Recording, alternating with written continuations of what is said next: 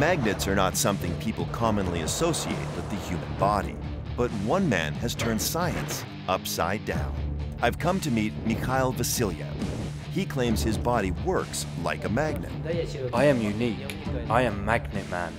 I can make any type of metal stick to me. Magnetism is an invisible force, but its effects are extraordinary.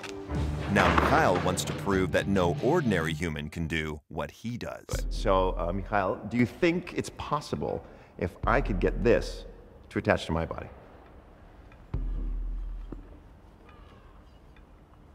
No problem. Good luck. Oh, thank you very much. Okay. Okay, here goes. Here goes. Let me get in the zone here.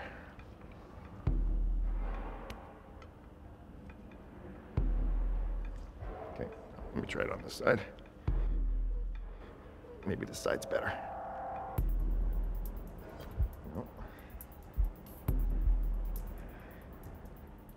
Okay, I think I got it. I think I got it this time.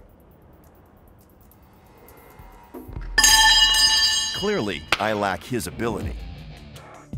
But Michail wants to take things up a notch. He's going to attempt to stick a giant marble slab to his body, even though it weighs more than himself.